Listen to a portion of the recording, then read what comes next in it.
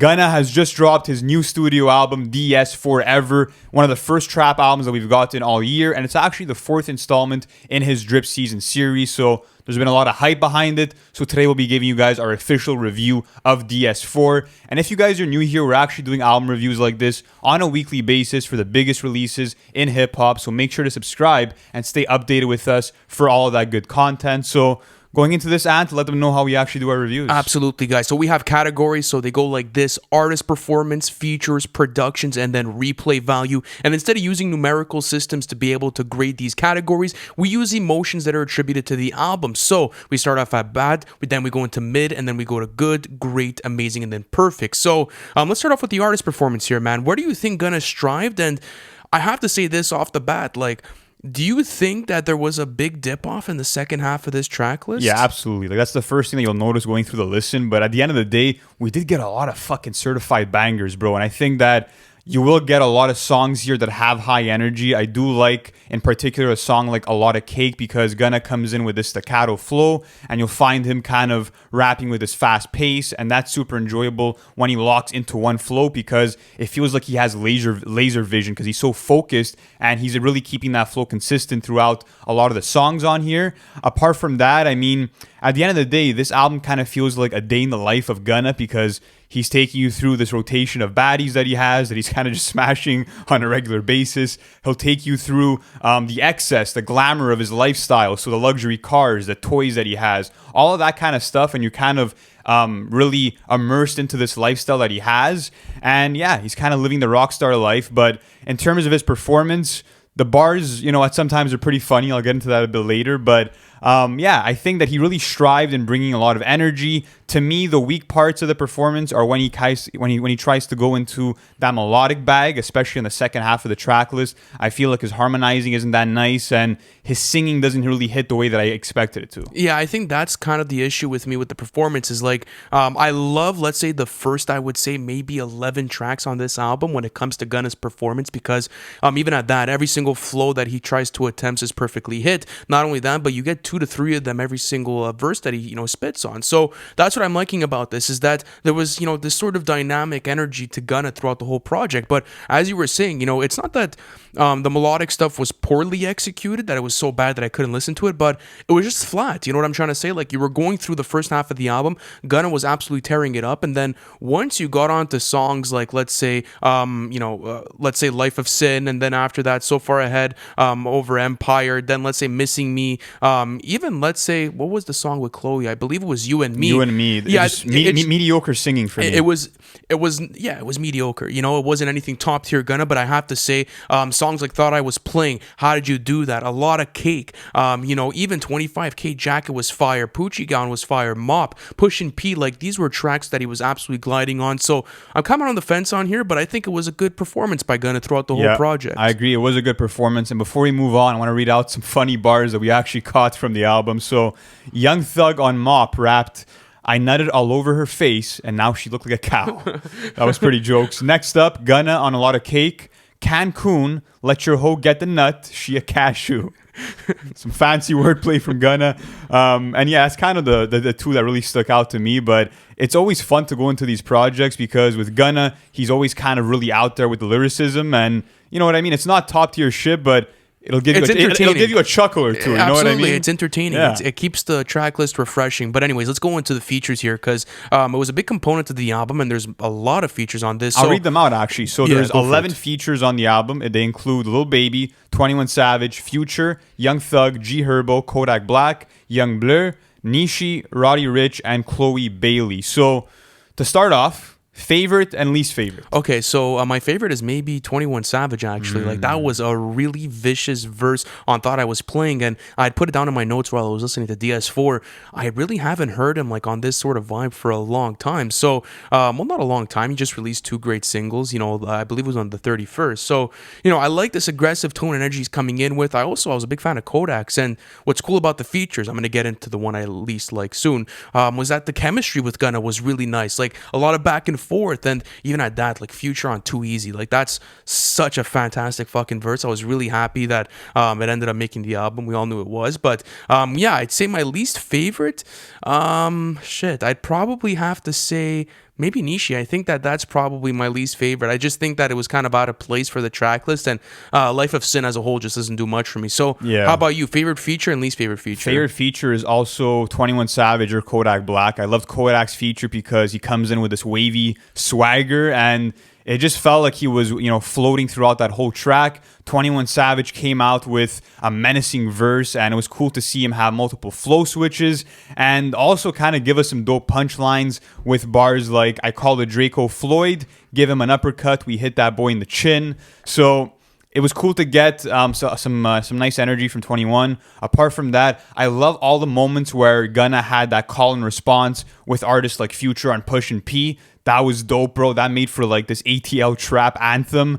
And I just love the aggression that a lot of artists came with on the features. G Herbo killed it as well. How did you like Thugger on this? How did you like his two performances? He was on Mop and then he was also on Pushin P. So which one do you think was better?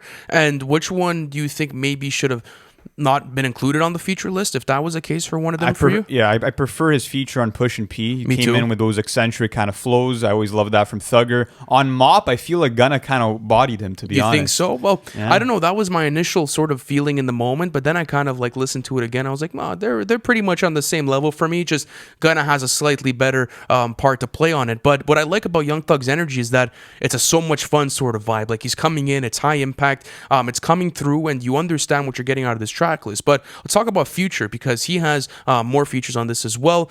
Do you think that he added an extra, level of, let's say, dynamic energy to the track list? And is this some of the best rapping that you've seen from Future in a long time, let's say? Because those performances were really good in my On Push opinion. and P, yeah, it was definitely dope. Also on Too Easy, he killed it as well.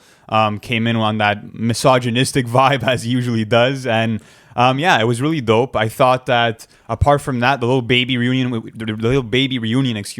was nice to see on 25K Jacket.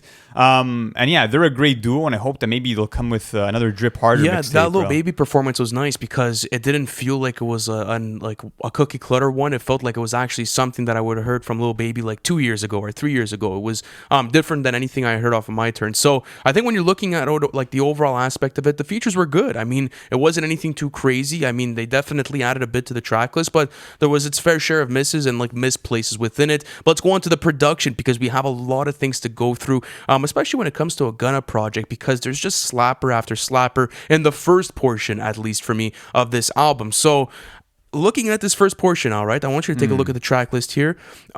Which one is your favorite beat out of, let's say, the first half run? What do you think is the best First one? half run would have to be, man. It's tough, man. I love when Metro does production for Gunna because we've gotten songs like Space Cadet, we've gotten Car Sick, and on this album he produced one of the best tracks, which is A Lot of Cake, where you have these acoustic guitar strings that come in, which Gunna glides over. But to answer your question, on the first half, it has to be Pushin' P by Wheezy. Yeah, bro. you think so? It comes in with this euphoric melody and the fast-paced hi-hats, the snares, everything is hitting. It's aggressive, and it just, it brings in that high-voltage energy that you want from a Gunna banger. So that's why I have to choose that one. What about you? I would probably choose I Thought I Was Playing by, I believe it was by Mike Will, correct? He produced that. he But did. that was absolutely fucking vicious. That was really, really, really vicious. And especially like how cool the melody was in back. Like it kept me intrigued all the way through. But the drum pattern was so fucking sick because it gave 21 and Gunna like this fast-paced plane to be able to play on and kind of outpace each other. But talking about the production, why do you think it falls off in the second half? Because the first half, it was slapper after slapper, banging 808s, super crazy melodies, fantastic verses matched by Gunna with it, and then there's this sort of dip down in energy in the second. So do you think it was a right call to even have like, these many tracks on the overall album? Yeah, that's definitely that's the first L that comes with the album, is the fact that it's 20 songs, but that's kind of been the trap standard. It's something that we kind of have to get used to. I mean, the artists are kind of, going for the streams at this point for a lot of these albums, but in terms of the second half, I do think that it kind of became more mellowed out in a sense, which is good because it's kind of refreshing, or at least it was on the start of it. But you got some nice R&B samples, some vocal samples that I actually really liked. Apart from that, I mean, some of the drum patterns started kind of blending in with each other, and it felt a bit stale at a certain point. But overall, I mean, the bangers that I did get production-wise in the first half made up for it, and I was pleased with the production overall. Oh, the production was really nice overall. So, what are you saying? You think a great rating for this? I think so, especially after the caliber of this first half. Like Yeah. it was a greatly produced trap For album. for a trap album, it had great production. This is where I say the cutoff needs to happen, at least for the songs. I think once you at Too Easy, I think you cut it. 12 songs would have been perfect for this album. I think, Yeah. at least in my opinion, I because agree. then the run would have been absolutely ridiculous. But let's go into the replay value, you know? So, Lou, take me through this. How do you think it's going to stick through your rotation? And is this going to be a standout for you, in the trap lane this year?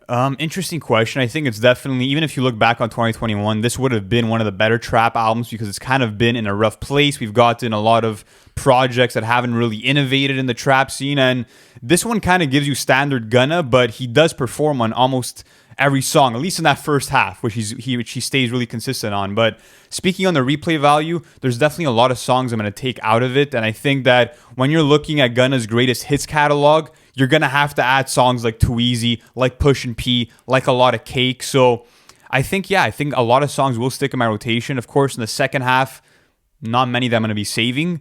But my top 3 songs on this would have to be number 1, A Lot of Cake, number 2, Pushin P, and number 3, Too Easy. So Okay, what are that's your fire. top 3? My number 1 would probably have to be Thought I Was Playing. Then I would probably do A Lot of Cake, and then probably after that I would do Pushin P. That's probably my top 3. But what's interesting is that I ended up, kind of mapping out the overall track list, and I found a lot of good things because it kind of gives me a gauge on where I'm at with it. So Pushin P for me was a banger. Poochie Gown was a banger. Mop was a banger. Thought I Was Playing was a banger. How You Did That was a banger. A Lot of Cake was a banger. Living Wild was nice. Like, there was a lot of nice tracks to take out of here. So I feel as if I'm really going to be focused on maybe the second portion of the track list. So You mean first? You mean the first. half. My bad. Yeah, the second. I was going to go into the second now. Saying on the second, it's not really much that I'm on about. Maybe Flooded, I'm on the fence about, and I don't know that bitch I'm on the fence about because I did like the start of G Herbo's verse, but. Overall, what do you say, man? I'm in between mid and good. Like, I don't know where to go with the replay value. Yeah, I feel like I think it's mid. I think it's mid replay value just because there's so many songs in that second half, like Life of Sin, You and Me. I think the other one's called Die Alone. Like, there's a lot of misses on there. So if you look at the ratio of what I'm keeping towards versus what I'm not keeping, it's kind of like almost 50-50. Okay, let me ask you this. And do you see the replay value going up in the future, let's say? not really, because I already know which songs will stick in my rotation. I know the other ones really weren't hitting for me, but at the end of the day, I just feel like that's kind of what trap albums are becoming, is that they're feeling like playlists now, where it's kind of like you get this full body of work of like 20 plus songs, and as fans, we end up taking what we like out of it because we're not bound to like every single one. It's not kind of common, I would say. You know No, what I'm that's saying? for sure. So- And it's unrealistic maybe to Yeah. like expect that out of trap albums these days, especially with the way that they're formed and how they're maybe more commercially appealing for different people. But I mean, listen, overall, I'm keeping half of it. So Mid. it's mid. You know, it's actually probably the definition of that as well. So yes, mid rating for the replay value. Let's go into overall thoughts. So again, as I said, I really much preferred the first half of this album in comparison to the second. I think Gunna did his thing on here. I think that he hasn't dipped down in quality from the last one, but I just think that again on that second one there was that lack of energy that kind of was needed from, let's say, I don't know, different features or maybe even different Gunna performances. But for the most part, the production was really nice as well. Great production, and I don't know, I'm gonna be revisiting a good amount of songs on here, but still like half of that track list is really a blow for the replay Yeah. value for me. So take me through your overall thoughts. Listen, overall, this album is going to give you guys exactly what you want out of a Gunna record, because you have your bangers, you have really dope beats, and a lot of great collaborations from Gunna and company, because their chemistry is really well executed all throughout. Apart from that, I think that Gunna really excels at those aggressive trap anthems, and where he kind of falls flat is for those hybrid songs of R&B and trap on the second half of the track list. Apart from that, I mean, like I said, that first half was super solid and consistent, kind of started dragging on in the second half, but I think he has evolved as a rapper since the beginning of the Drip Season series. I feel like his auto-tune sounds way cleaner now, and I also feel like he's kind of developed more of a signature sound and doesn't sound as much like the artist that he was influenced by as he did prior to this. So I feel like he's evolved. I feel like it's a step in the good direction, but I wanted a more focused album overall. Yeah, that's You know what I that's mean? where I'm. Well, I mean, I can't start expecting that out of Trap Records. I mean, I got exactly what I wanted. You can get good focused trap albums like Without Warning, for example. Like it exists, Yeah, bro. but that was back in 2017. You know, we're in 2022. Doesn't matter, now, but man. I that's mean, what we I'm- should hold it to that standard. That's what I'm saying. Like Gunna is one of the best trap artists, and I feel like he could have done more with the album. Still really enjoyed it, but let us know in the comments what you guys think. As an overall rating, we're gonna go good. Yeah, we're gonna go good on this. It was definitely a good listen. I mean, the second half might kind of put you a bit more on the downside of things, but I mean, overall, it was a good listen. So, guys, thank you so much for watching this. We're gonna be doing the hottest reviews of the year. So, we also just dropped one for Dawn FM, The Weeknd's new album. Next week, we're doing Cordays from Bird's Eye View, and then we're doing the new Earl Sweatshirt record. So, if you guys are interested in all of that, hit the subscribe button, and hopefully, we'll catch you in the next one.